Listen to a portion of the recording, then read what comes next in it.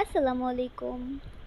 আমের এই সিজনে আম ফুরোনোর আগেই চলুন আজকে একটি আমের মজার ডেজার্ট আইটেম তৈরি করে ফেলি। সেটি হচ্ছে আমের আইসক্রিম।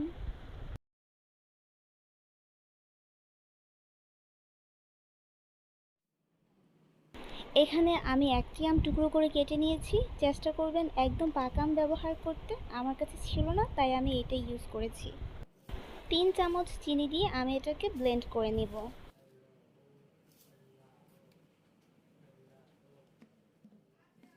ব্লেন্ড করা হয়ে গেছে, এখন এটাকে আমি ছেঁকে নিব।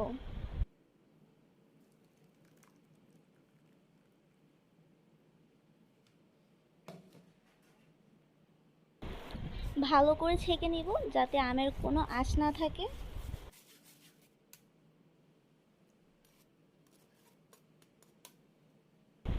ছেঁকে নেওয়া হয়ে গেলে আমার এই পিউরিটা আমি একটি সাইডে রেখে দিব। আমি 1 কাপ পরিমাণ হুইপড ক্রিম নিয়ে নিব। এখানে আমি ট্রপিক্যাল হুইপড ক্রিমটা ইউজ করেছি। এই ক্রিমটি আমি 1 ঘন্টা আগে বের করে রেখেছিলাম। একদম বরফ অবস্থায় নিয়ে নিতে হবে।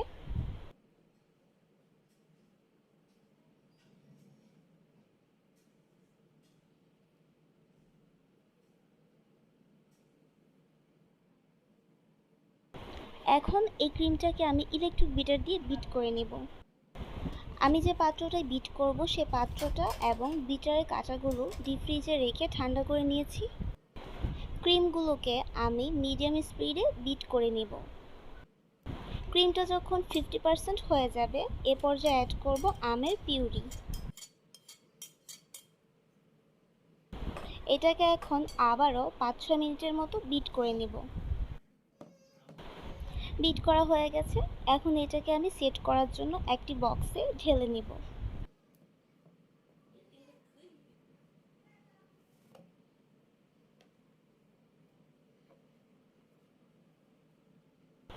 এই আইসক্রিমটি বানানোও খুব সহজ এবং উপকরণও লাগে খুবই কম।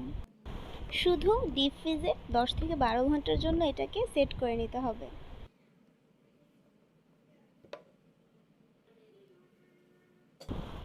আমি একটি স্প্যাচুলা দিয়ে উপর দিকটা একটু সমান করে দেব যাতে কোনো বাবলস না থাকে।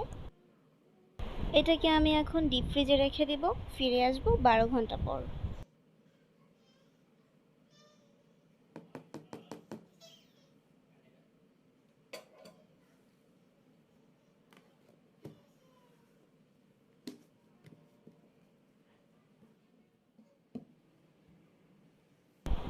আমার আইসক্রিমটি সেট হয়ে গেছে। আমি একটি চামচ দিয়ে উঠিয়ে দেখাচ্ছি কীরকম হয়েছে।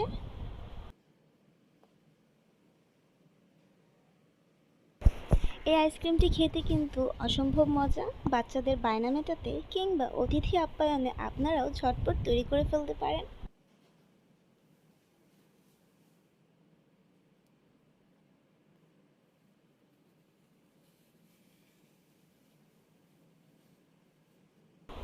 আজকে এ পর্যন্তই।